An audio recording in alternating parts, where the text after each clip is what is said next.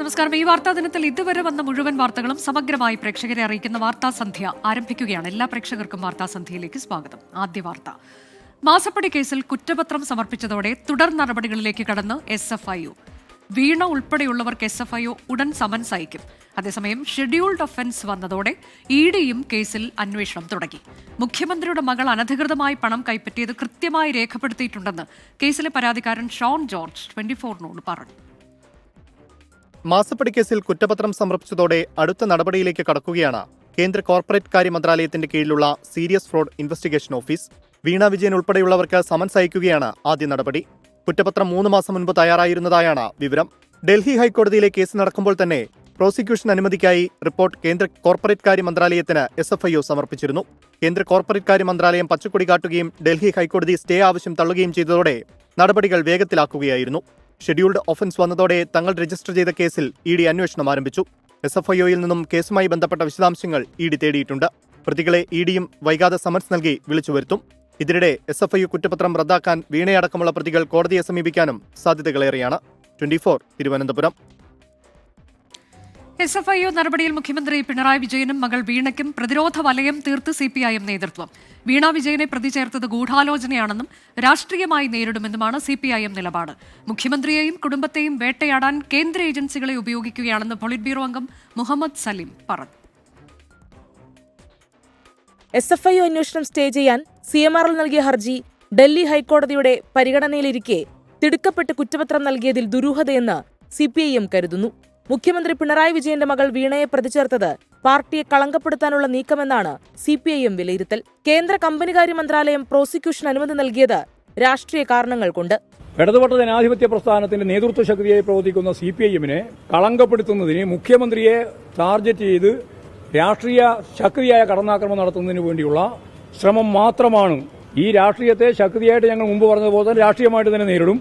CPM party Congress നടക്കുന്നതിനിടെയുള്ള കേന്ദ്ര agency നീക്കത്തെയും സംശയത്തോടെയാണ് party കാണുന്നത്. Party കോൺഗ്രസിനിടയ്ക്ക് മാത്രമല്ല, പിണറായി വിജയനും സ്റ്റാലിനും 2 മുഖ്യമന്ത്രിമാരും കോൺഗ്രസ് ഭരിക്കുന്ന കർണാടകയിലെ ഉന്നത വിദ്യാഭ്യാസ മന്ത്രിയുമൊക്കെ പങ്കെടുക്കുന്ന ഒരു പ്രധാനപ്പെട്ട സെമിനാർ പാർട്ടി കോൺഗ്രസിന്റെ ഭാഗമായിട്ട് ഇന്നലെ നടന്നു. ആ ദിവസം നോക്കിയിട്ടാണ്. കേന്ദ്ര ഏജൻസിയുടെ നീക്കം മുഖ്യമന്ത്രിയെ തകർക്കാനുള്ള ശ്രമമാണെന്ന് TP രാമകൃഷ്ണൻ പറഞ്ഞു. മുഖ്യമന്ത്രി പിണറായി വിജയന്റെ കുടുംബത്തെ വേട്ടയാടാൻ കേന്ദ്ര ഏജൻസികളെ ഉപയോഗിക്കുന്നുവെന്ന് പൊളിറ്റ് ബ്യൂറോ അംഗം Mohammed Salim. From the very beginning we are saying how the central agencies, how various agencies are being utilized against Chief Minister's office, Chief Minister's family, Chief Minister himself. If there's anything that they will take the legal recourse and will fight it, no problem. Party കോൺഗ്രസിൽ പുതിയ general secretary PB CC തിരഞ്ഞെടുപ്പുകൾ ദിവസങ്ങൾക്കകം നടക്കാനിരിക്കെയാണ് പിണറായി വിജയനെയും മകളെയും പ്രതിരോധിച്ച് നേതാക്കൾ കൂട്ടമായി രംഗത്തെത്തുന്നതെന്നും ശ്രദ്ധേയം. 24 മധുര. മാസപ്പടി കേസിൽ വീണ വിജയനെ SFIO പ്രതി ചേർത്തതോടെ മുഖ്യമന്ത്രിയുടെ രാജി ആവശ്യപ്പെട്ട് പ്രതിപക്ഷം.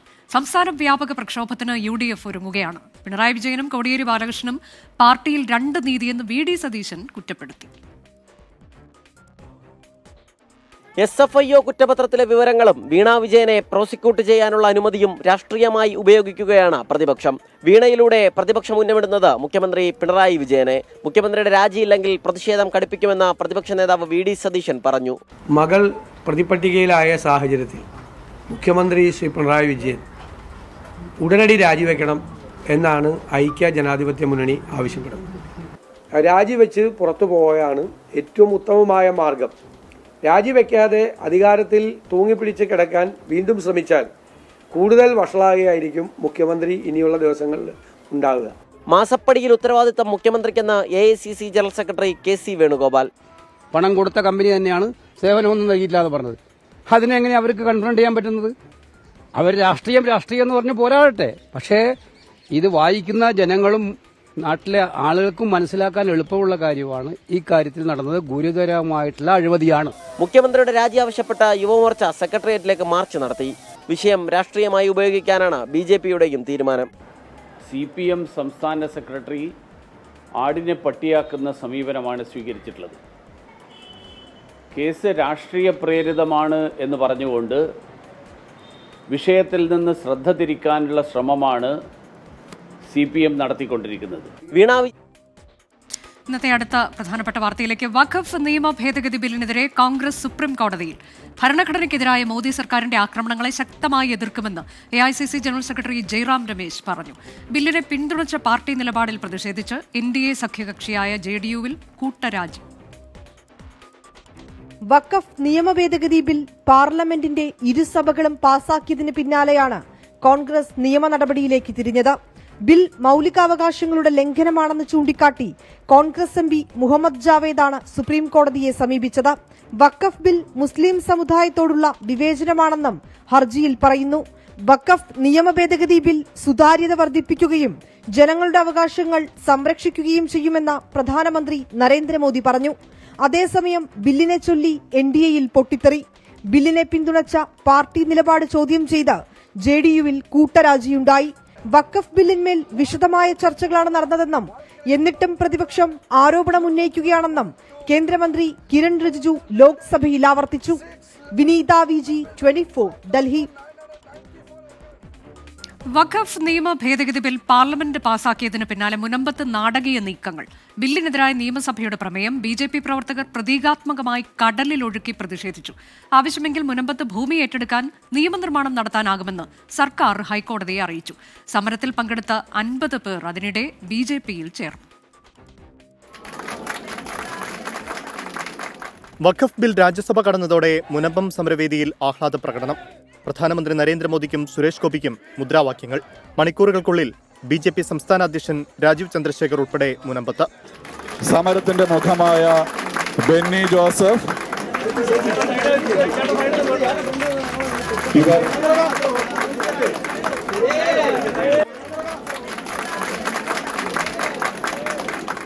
നമ്മുടെ നരേന്ദ്രമോദിജി സർക്കാരും പാർലമെന്റായ ലോക്സഭയും രാജ്യസഭയിലും ഇന്നലെ മിന്നാന്നും ഈ വളരെ പ്രധാനപ്പെട്ട വളരെ ഗൗരവമായ ഒരു ബില്ല് വഖഫ് അമെൻമെന്റ് ബിൽ പാസ്സായി.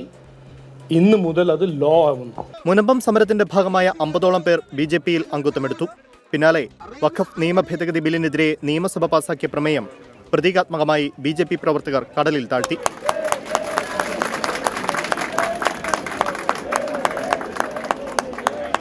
മുനമ്പത്ത് പ്രശ്നപരിഹാരത്തിന് പോംവഴികളുണ്ടെന്ന് സംസ്ഥാന സർക്കാർ ഹൈക്കോടതിയിൽ പറഞ്ഞു.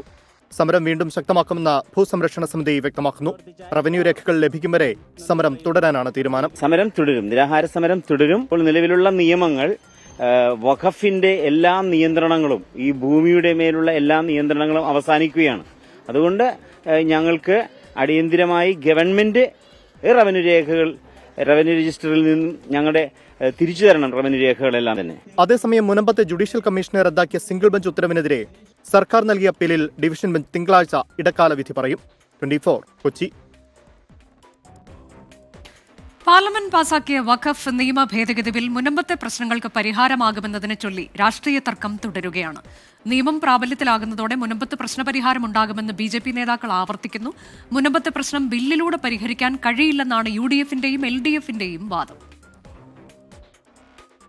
വഖഫ് ബിൽ രാജ്യസഭ കടന്നതോടെ മുൻപം സമരം രാഷ്ട്രീയമായി ഉപയോഗിക്കാൻ സാധിച്ചത് BJP-ക്ക്. 50 പ്രദേശവാസികളാണ് BJP-യിൽ അംഗത്വമെടുത്തത്. വഖഫ് നിയമ ഭേദഗതി ബിൽ മുൻപത്തെ ജനങ്ങൾക്ക് ഗുണം ചെയ്യുമെന്ന് കേന്ദ്രമന്ത്രി സുരേഷ് ഗോപി പറഞ്ഞു.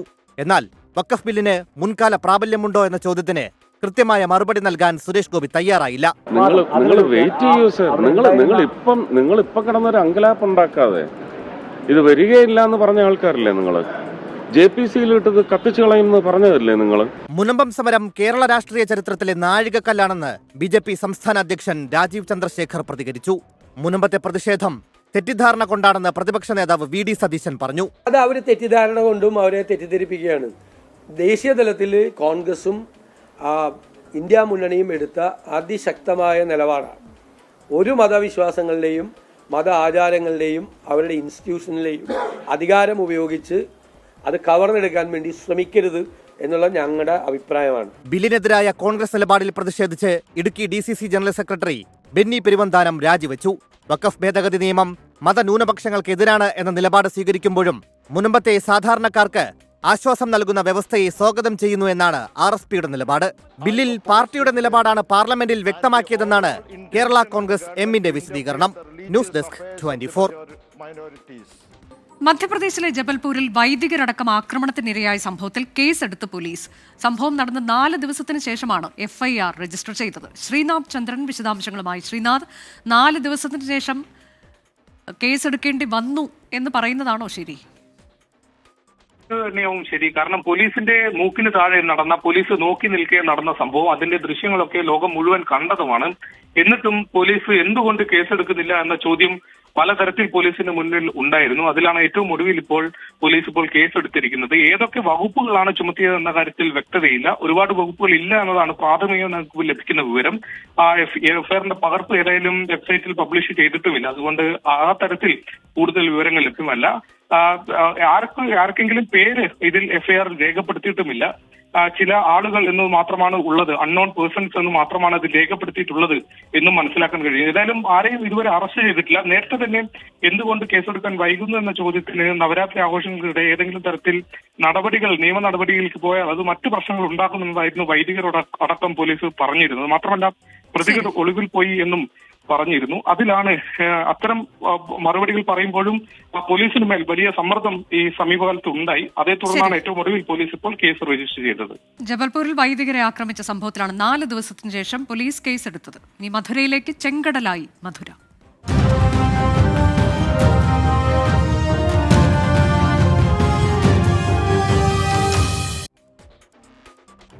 പലസ്തീൻ ജനതയ്ക്ക് ഐക്യദാർഢ്യം പ്രഖ്യാപിച്ച CPIM പാർട്ടി കോൺഗ്രസിൽ പ്രമേയം. പ്രതിനിധികൾ കഫിയ അണിഞ്ഞ് മുദ്രാവാക്യം മുഴക്കി.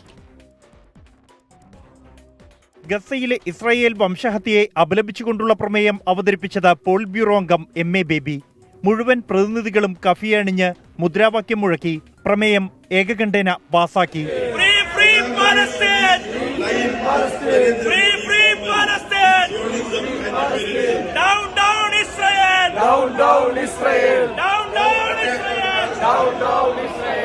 മെമ്പർഷിപ്പ് തുക കാലോചിതമായി പരിഷ്കരിക്കണമെന്ന ഭേദഗതി നിർദ്ദേശം പാർട്ടി കോൺഗ്രസിന് മുന്നിലുണ്ട്. നാളെ സംഘടനാ റിപ്പോർട്ടിലെ ചർച്ചകൾ പൂർത്തിയാക്കിയ ശേഷമാകും ഈ നിർദ്ദേശം പരിഗണിക്കുക. കേരളത്തിനെതിരായ കേന്ദ്ര വിവേചനത്തിനെതിരെ ശക്തമായ പ്രക്ഷോഭം വേണമെന്ന് ചർച്ചയിൽ പങ്കെടുത്ത് സംസാരിച്ച മന്ത്രി MB രാജേഷ് ആവശ്യപ്പെട്ടു.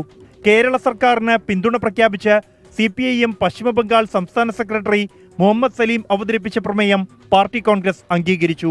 കേരളം മാതൃകയാക്കിയുള്ള രാജ്യവ്യാപക പ്രചരണത്തിനാണ് പാർട്ടി കോൺഗ്രസിലെ രാഷ്ട്രീയ പ്രമേയം ആഹ്വാനം ചെയ്യുന്നത്. കേരളത്തിൽ തുടർ ഭരണം തന്നെയാണ് പാർട്ടി ലക്ഷ്യം വയ്ക്കുന്നത്. പാർട്ടി കോൺഗ്രസ് വേദിയിൽ നിന്നും ജിജീന്ദ്രനൊപ്പം ബൽറാം നെടുങ്ങാടി, 24.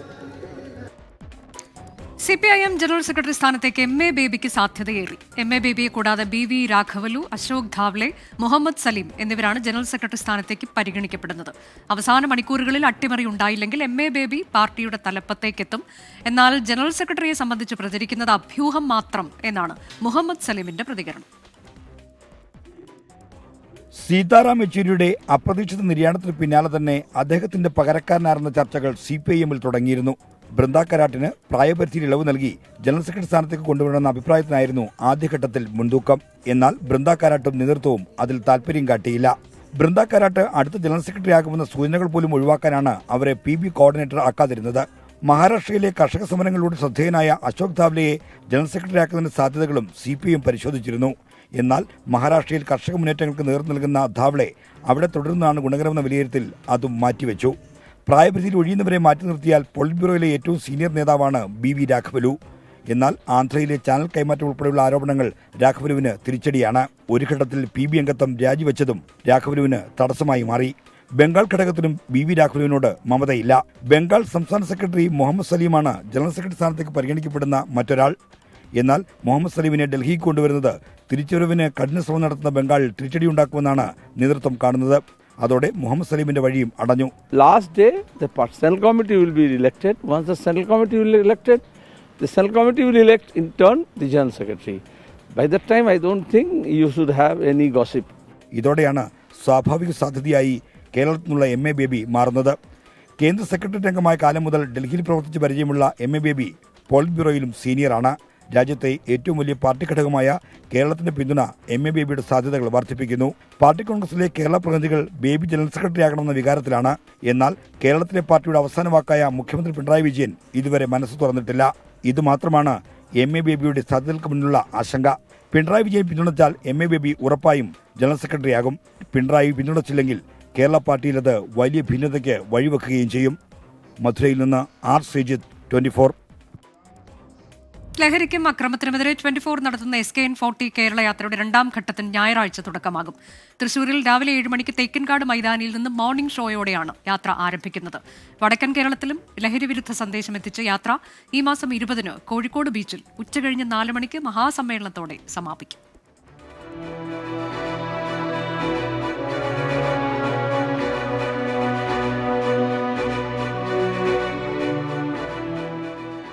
ലഹരിക്കും അക്രമത്തിനുമെതിരായ SKN40 കേരള യാത്രയുടെ ആദ്യഘട്ടം ജനപങ്കാളിത്തം കൊണ്ട് ശ്രദ്ധേയമായിരുന്നു. തിരുവനന്തപുരത്തു നിന്ന് ആരംഭിച്ച യാത്ര തൃശൂരിലെത്തിയപ്പോൾ ലഹരിക്കെതിരെ കേരളം ഒറ്റക്കെട്ടായി പോരിനിറങ്ങി. എന്റെ കേരളം എന്റെ അഭിമാനം എന്ന് നാടും നഗരവും ആർത്തു വിളിക്കുകയാണ്. വർദ്ധിത വീര്യത്തോടെ ആത്മാർത്ഥതയോടെ SKN ഞായറാഴ്ച മുതൽ വീണ്ടും കേരള യാത്ര തുടങ്ങും.